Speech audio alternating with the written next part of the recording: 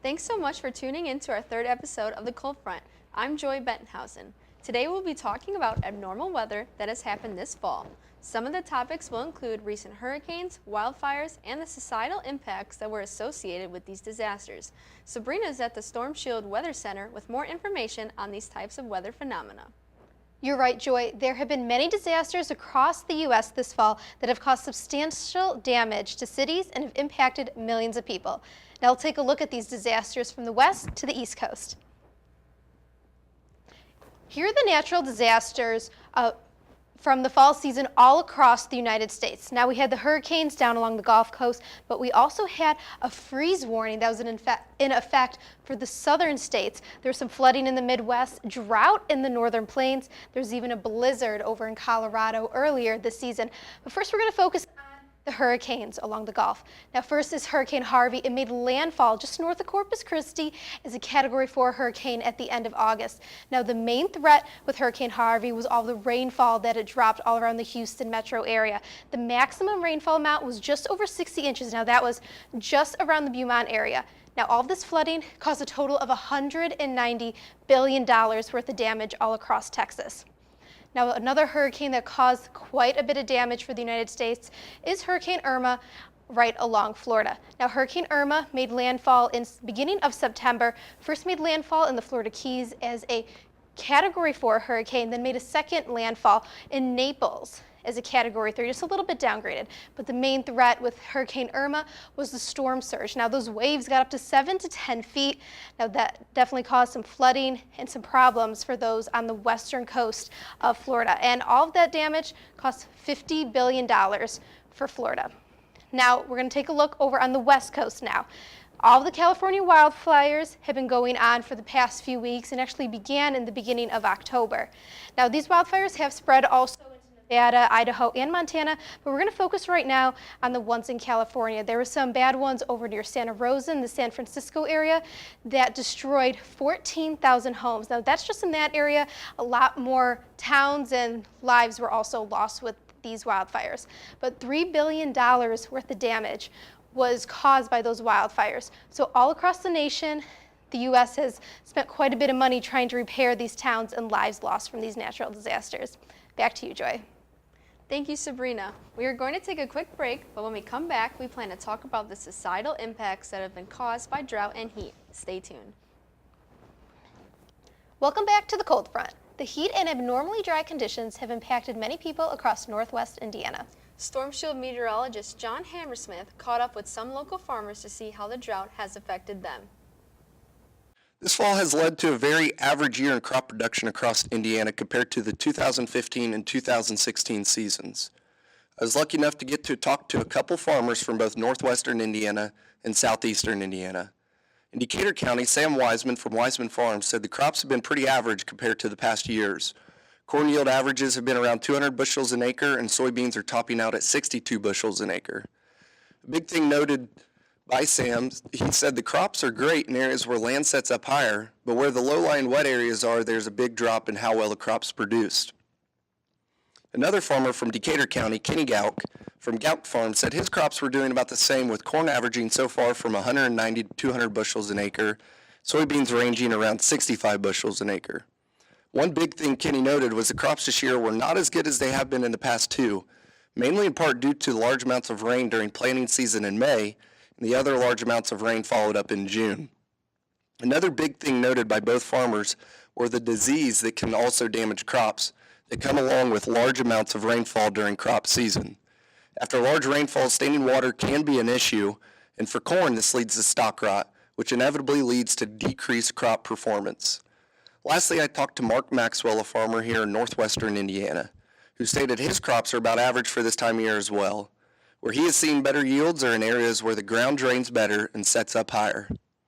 None of the farmers I talked to had many complaints about their crops and how they were doing this harvesting season, with yields around the average, but they all seem to be in agreement that this year's crops haven't been quite as good as last year's 2016 season. So it looked like John talked to a lot of farmers all across Indiana to get a wide variety of information about the effect of the farms from this heat and drought. Yeah, no, he definitely did. And one fact that I thought was very interesting was that the crops weren't really negatively affected by the drought, but by the standing rain that they received because of the heavy rain seasons during the planting season, and also a lot of rain that they received in June. Now, if the drought did take place and it was a bit more severe, along with maybe not as much rainfall in the beginning of the planting season, that could have negatively affected the crops. Oh, definitely. And I thought that was very interesting, too, how they got all that rain in the beginning in spring. But with all that rainfall, with no rainfall in fall, it kind of almost balanced it out where their crops got the right amount of water where they should have. Exactly, and I know they mentioned some irrigation techniques, but thankfully they didn't have to really use that as much. Right, definitely. Not only was commercialized farming affected, but local farmers too felt the impacts of the drought this season. I spoke with a few of these local farmers at the Valparaiso Farmers Market in mid-October about how their produce was able to sustain the heat and the drought. Many local farmers in Northwest Indiana set up their stands at the farmers market to sell all of their different types of produce and plants, and they have a lot. We raise a full line of vegetables, anywhere from tomato to melons to sweet corn to peppers and potatoes, onions, all that stuff. A few mums in the fall, we're out of them now, but mainly just produce in season. We grow watermelons and cantaloupe and green beans and cucumbers. Each of the farmers raised their crops on local farms, ranging in different sizes and acreages. We've got some land in Vincennes, Indiana, where we grow our early season crops. And then we got some land here, and then some land over in Illinois that we do stuff in. I have raised 15 acres of vegetables, so that doesn't sound like a lot, but it's a lot. Even though their farm sizes are different, they have both seen effects on their land and produce due to the heat and the lack of rain. Yeah, we had to irrigate, so but it was a good year. Can't complain. Yields and stuff are down. Some of the product produce has been smaller. Pumpkins are a little bit smaller on that. Yields down a little bit, but not bad. It hadn't been a bad year. That real bad. Luckily, both of these local farmers had a good year and had plenty of vegetables at the farmers market to choose from. Now I know in that video we did see a lot of fruits and veggies, and I know you were there, so maybe you can tell us some of what you saw there. Yeah, I especially like Reggie's veggie stand because they had a lot of different produce ranging from vegetables. They also had some gourds there too because it was right before Halloween. So we had a lot to choose from. I actually got some green beans and potatoes, and everything there looked really good and fresh to eat. And I'm pretty sure they didn't have any problems with any of their produce. A lot of it still looked very good. Well, that's definitely awesome to hear, especially because of localized farming. You don't really have to take too much into account because it's not as big. Well, I'm glad everyone had a good vegetation season this year. Yeah, definitely. Another commercial break coming up, but when we come back, we will be talking about the scientific reasoning behind drought and heat. And later, we will bring in another meteorologist's perspective about the weather this fall season. We'll be right back. Thanks so much for sticking with us. Now we're going to explain the meteorology behind the extreme weather this fall. We're going to begin with it synoptically, which basically means the large-scale version. We will walk you step-by-step discussing the science using images from the National Center for Environmental Prediction. So first we can start off with September 1st, and we can start with the surface analysis here. Now, this is kind of the beginning of the wildfire season. Now, if we look at the surface map, we do have that high pressure building over the northwest of the United States. Now that will also bring some sinking motion, and usually that cause for higher temperatures. Right, so if we take a look at our next image right here, we have our maximum temperatures on the left. As you can see, all across the United States, there's still temperatures in the 80s and 90s. And that's just going to start fueling those warmer conditions because those dew points are so low. There's such that difference between the temperature and dew point, making a really dry environment.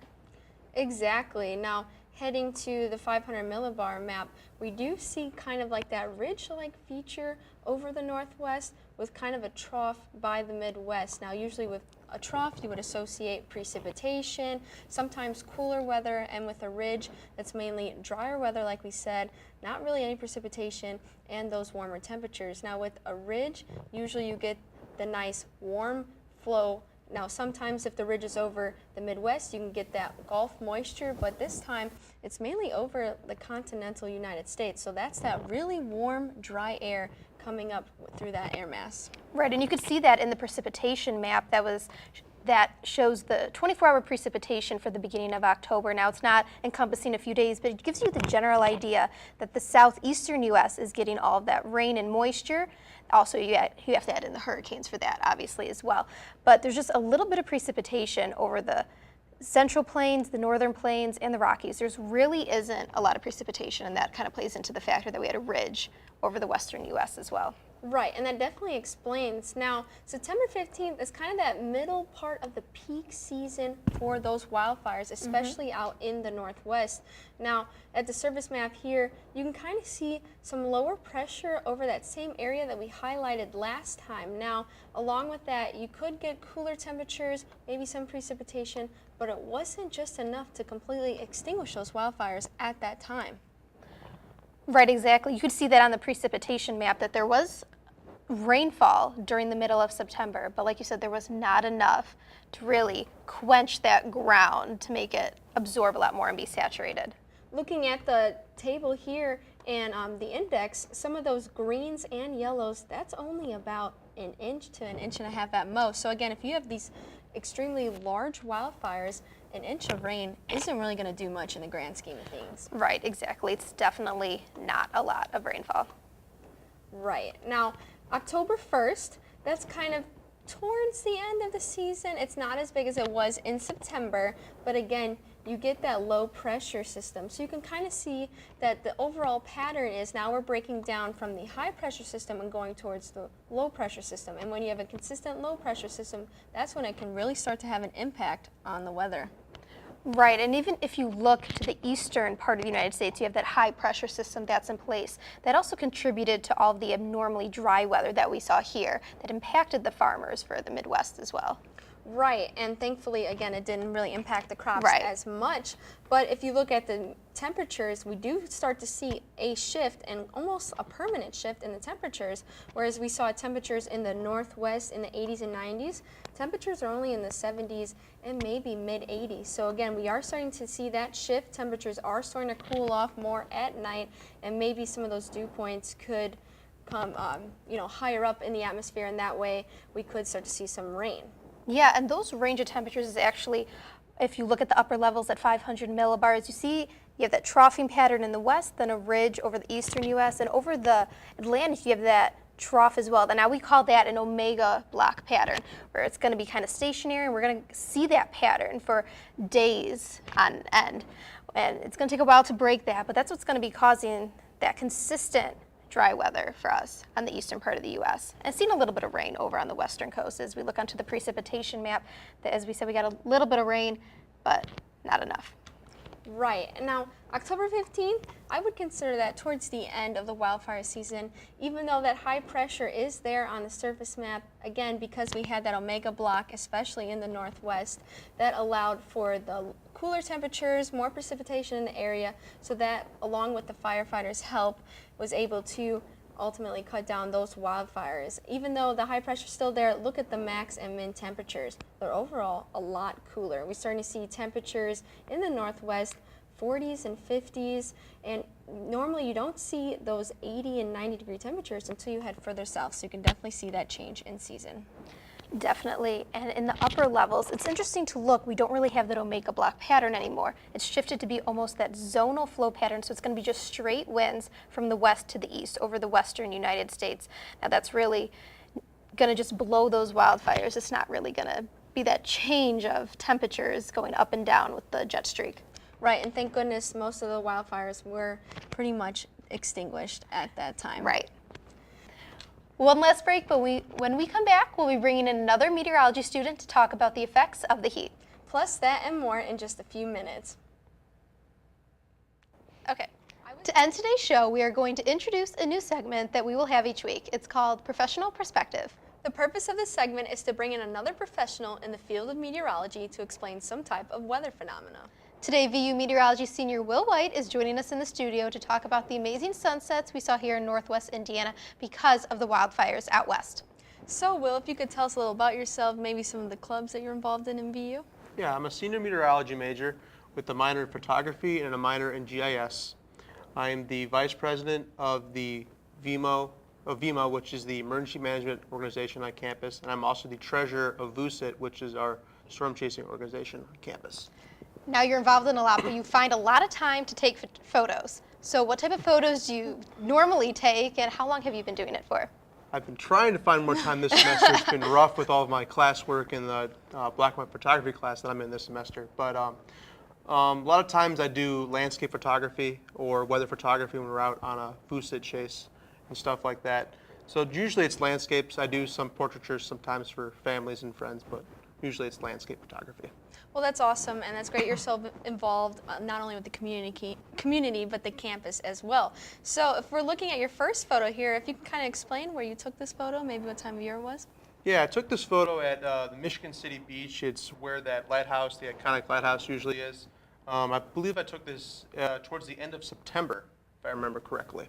Okay, and that's really awesome because you can kind of see the smoke, but I know if we go to the next picture where it's a wider view, maybe you can explain some of the smoke there. Yeah, so initially we thought when we got to the beach that that was just the stratus clouds, but through a further inspection from satellite, we actually found out this was the smoke from the wildfires out west. And you can actually see it across the whole screen there, or the whole picture there, the haziness, which you normally would think was the clouds, but since it's lower to the ground, you can definitely tell it's going to be the smoke. And it's what's getting you the beautiful color that we see in these images. Yeah, from the there's some sunsets. pretty amazing photos They here. are. Now, were you aware that the sunsets were going to look like this, or did you just go to the beach, like, going to take pictures? Initially, it was just going to be a photo adventure. We knew there was going to be a nice sunset. It was a sunny day.